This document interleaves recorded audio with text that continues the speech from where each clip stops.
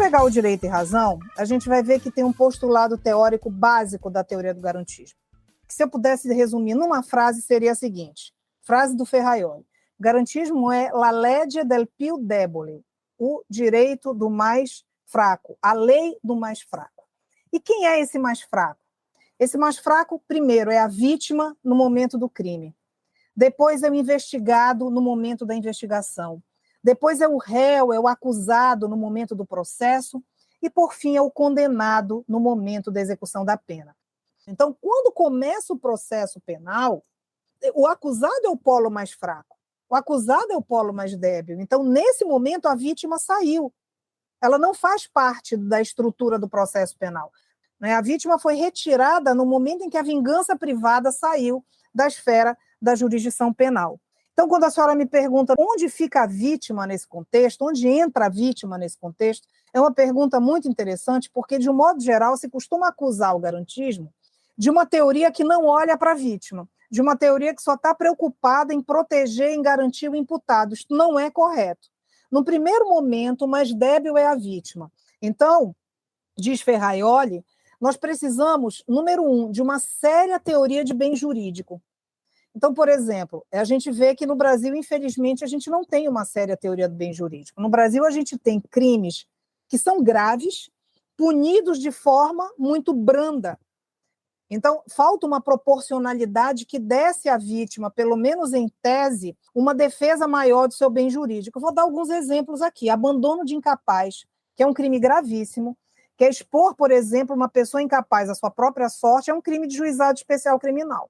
O constrangimento ilegal, que é um crime grave, que é um crime praticado mediante violência ou grave ameaça, também é um crime de juizado especial criminal.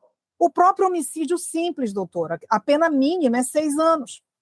A pena mínima deveria pelo menos ser 8 anos, que favorecia, por exemplo, um regime fechado, mas não, é 6 anos. Então, por outro lado, a gente tem crimes patrimoniais sem violência punidos de forma muito mais grave. Estelionato, olha só que absurdo, estelionato, quer dizer, você emitir um cheque sem provisão de fundo, por exemplo, tem a mesma pena da lesão corporal grave, de você deixar uma pessoa incapacitada para suas ocupações habituais por mais de 30 dias. Então, quer dizer, o problema é que nós temos um Código Penal patrimonial da época da ditadura de Getúlio Vargas, Código Penal de 1940, e nós não adaptamos esse Código Penal à nova realidade constitucional, que pediria uma outra visão em torno do bem jurídico. Então, por outro lado, nós não temos também a reserva de código, e isso é importante, inclusive para a própria vítima.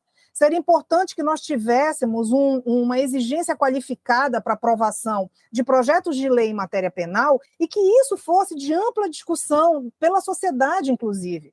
Isso a gente viu, por exemplo, acontecer na Lei Maria da Penha. Houve um amplo debate, houve uma ampla discussão e nós tivemos um resultado que foi para esse grupo satisfatório.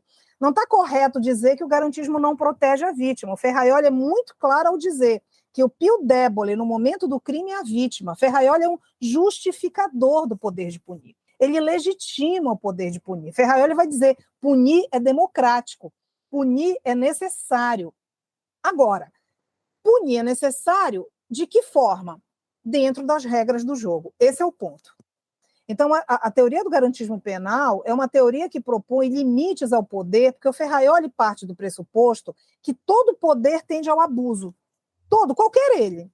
O poder de punir, principalmente, mas qualquer poder, poder de um pai em relação ao filho, o poder de um professor em relação a um aluno, enfim, qualquer poder tende ao abuso e por isso ele precisa ser controlado, ele precisa ser constrangido.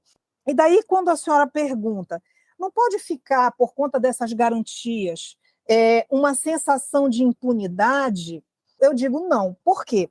Porque, para responder essa pergunta, a primeira coisa que a gente tem que se questionar é qual é o objetivo do processo penal? O que a gente espera do processo penal? Se alguém me disser que espera do processo penal condenação a qualquer custo, aí eu estaria de acordo e diria, realmente, que os fins justificam os meios, aí eu estou de acordo que as garantias podem soar como um obstáculo, como algo que vai atrapalhar esse objetivo e pode ser interpretado como impunidade.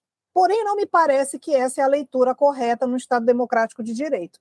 No Estado Democrático de Direito, pelo próprio princípio da presunção de inocência, o objetivo do processo penal não é condenar a qualquer custo. não é condenar qualquer pessoa, é condenar pessoas culpadas. Esse é o ponto. Então, se o objetivo do processo penal é condenar pessoas culpadas, as garantias jamais importarão impunidade.